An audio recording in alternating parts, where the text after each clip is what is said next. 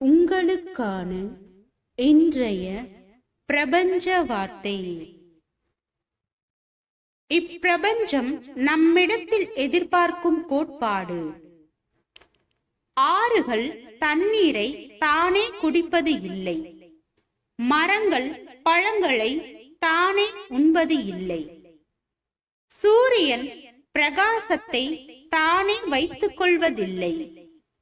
மலர்கள் வாசனையை தங்களுக்குள்ளேயே வீசிக்கொள்வது இல்லை.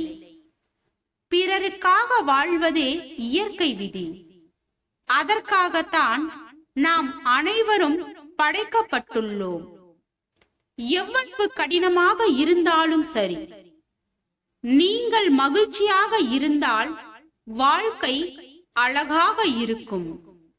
ஆனால் உங்களால் பிறர் மகிழ்ச்சி அடைந்தால் உங்கள் வாழ்க்கை மிகவும் அழகாக இருக்கும்.